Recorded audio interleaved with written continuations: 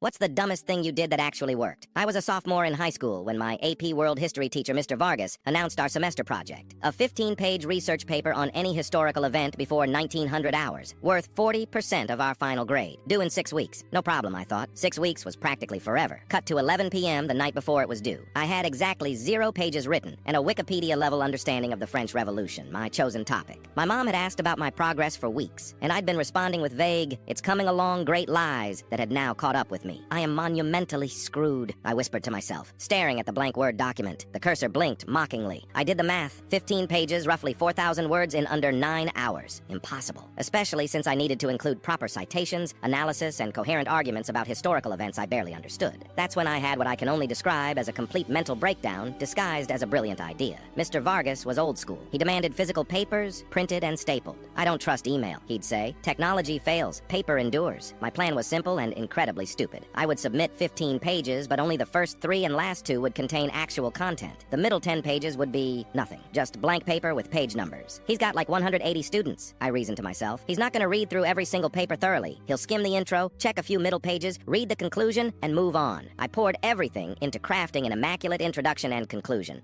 My thesis was crystal clear. My opening paragraphs were engaging. My conclusion tied everything together beautifully, referencing points discussed earlier that didn't actually exist. I even created a comprehensive bibliography with 20 sources I hadn't read. At 5:30 a.m., I printed my masterpiece of deception. Pages 1 to 3 were brilliant. Pages 4 to 13 were blank except for headers and page numbers. Pages 14 to 15 wrapped everything up eloquently. Walking into class, my heart was pounding so hard I thought it might trigger the school's earthquake protocol. I placed my paper in the stack on his desk, trying to look casual while my soul left my body. "Wilson, you look terrible," Mr. Vargas said. "Up late finishing the paper," I replied, which wasn't technically a lie. "Must be good then," he said with a smile that felt like a knife to my guilty conscience. For 2 weeks, I lived in constant fear. Every time Mr. Vargas looked my way, I was convinced he was mentally preparing my academic execution. Then came the day he returned our papers. "Overall, I'm disappointed," he announced to the class. "Many of you clearly rushed these. Some of you should consider different electives next year." He placed my paper face down on my desk. I couldn't look. When I finally flipped it over, I saw a red B+